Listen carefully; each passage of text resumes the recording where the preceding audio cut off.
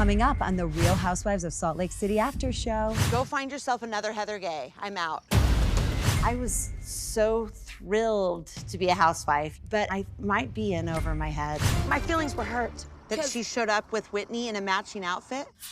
Heather can never take accountability for the things she's doing, and especially when they're like really shitty things. Promising to post an apology and then relinquishing that commitment. You knew why she couldn't do it. She spoke to her legal team and they advised her not to do it. In the moment, we were very sincere, truly. In retrospect, I would have just brought a really lovely gift. I know she likes Louboutins. Those shoes are not mine. Are they yours? They're not mine. Great! Something had to be sacrificed, and unfortunately, it happened to be a pair of shoes. The Real Housewives of Salt Lake City after show starts now.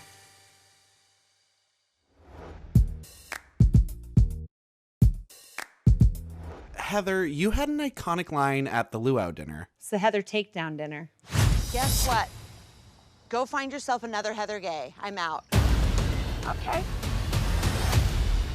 Find another Heather Gay. Like, I need to just go home, put the pillows over my head, and like watch my shows, eat my snacks, and reminisce on the good times we had, because I felt that way. Like, you know, I just felt tired and sad and overwhelmed. You know, I was so thrilled to be a housewife, you know, to have a seat at the table. And here I actually have a seat at the table, and I might be in over my head, you know? I just felt like even when you win, you lose. Like, I just didn't know how to show up as a friend for anyone. Like, maybe I shouldn't be here. And I felt like I shouldn't have been invited on the trip, and maybe not cut out to manage this friendship with you, Jen. You've shown up for me for 60%, and then you on me and my family. It's getting to be too hard. And Angie, you've known me for a long time, and you seem to conveniently turn on me. I've been a good friend to Jen, and I don't know if I can say that you've been a good friend to her. You know, Whitney hates me. Is because the one person that was safe to me, you, that is where my pain is. Abuse, being taken advantage of, not having a voice.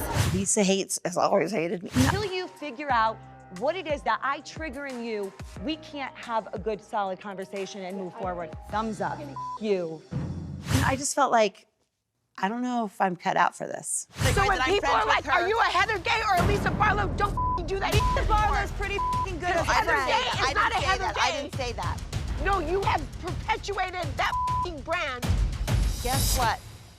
Go find yourself another Heather Gay. I'm out.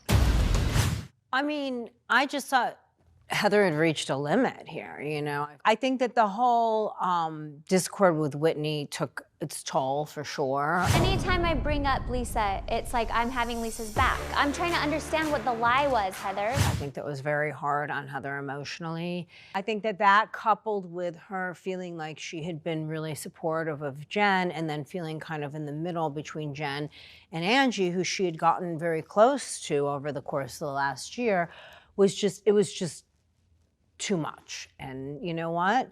Disengage. That's the time.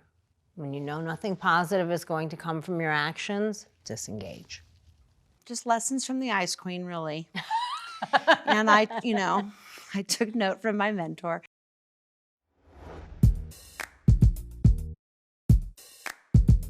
At the luau dinner, Dana makes a revelation about the public apology the Harringtons promised Jen.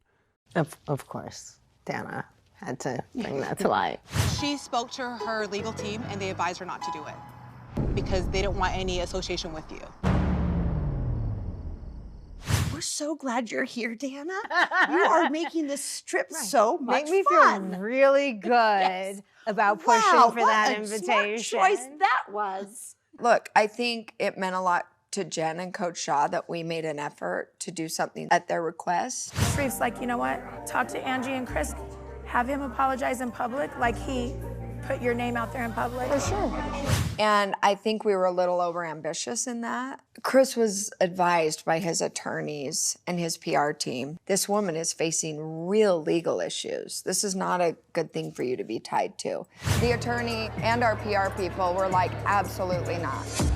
They felt like it was a stretch and kind of ridiculous, quite frankly. But I think in the moment, we genuinely felt like, look, if this is going to make her feel better, let's do it. Whatever, who cares? We don't have any ego in this thing.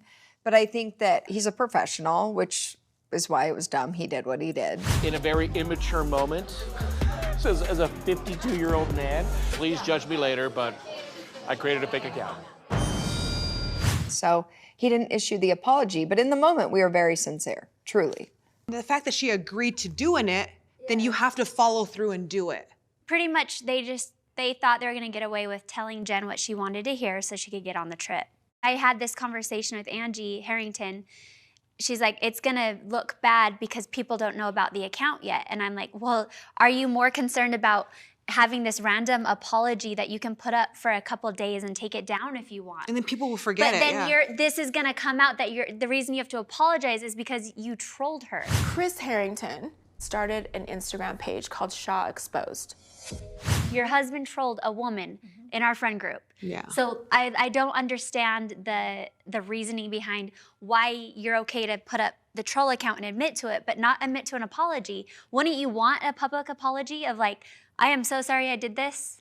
Yeah. Like it makes no sense. Chris owes Jen and me a public apology. And I think not just for trolling and cyberbullying, I think he owes me an apology for yelling at me in his home last year.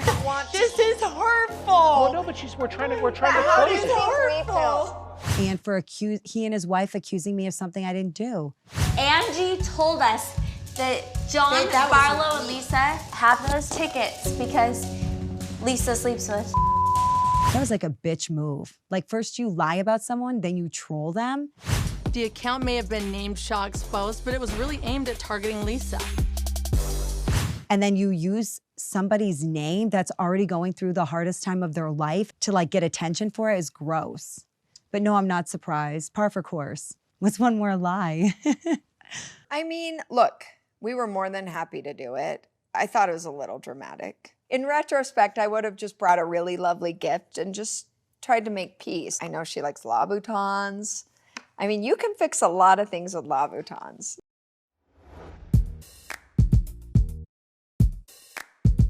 At dinner, you're served a friendship ultimatum. I mean, is this 6th grade? What do you want me to do? Not be friends with Angie Harrington. Okay, I'm not gonna do that. It feels forced. It feels like people are riling Jen up. Like you've told me that if Jen ever gave you an ultimatum, you would not be friends with her no more. Have some poi, don't worry about our problems. Jeez Louise.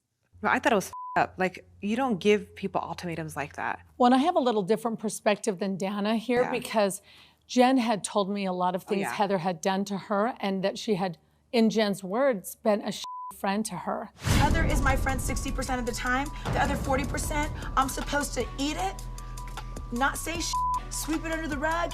Jen has been very upset with Heather because she feels like she hasn't been a good friend to her. She feels like, you know, she says she's her friend and then her actions say differently. I talked to her about what Chris had done and Angie, and she was genuinely upset by it. We go to the auditions. Now, why don't you say anything to Angie Harrington? To be friends with someone that opened up a fake account about her, I could kind of see where Jen was coming from in that moment to say, okay, if you're really my ride or die and my friend, why are you continuing a friendship with someone that opened up fake accounts with me? If you know somebody did something so up and evil to me and my family, are you okay being friends with them? That's what I need to know. If they are accountable and apologize, yeah. So to be friends with Angie or want to continue to bring her around, it's like, go be friends with her at lunch somewhere else, but stop bringing her around the friend group because you know the pain her and her family has caused Jen and Lisa. She talks out of both sides of her mouth a lot, like Heather's constantly like, I'm Jen's friend, but then saying other things behind Jen's back. You can either be friends with me or you can be friends with Angie Harrington.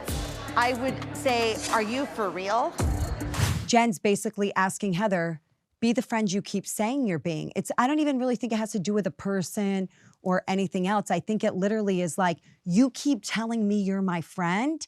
Don't tell me you're my friend, show me. This is one thing you can do that like it's clear, cut and dry right in front of us. I've never exacted an ultimatum from any of my friends in charge situations. It feels dramatic, and it feels like this is not the line in the sand I want to draw, but like, I'm not going to back down either. It just seems stupid.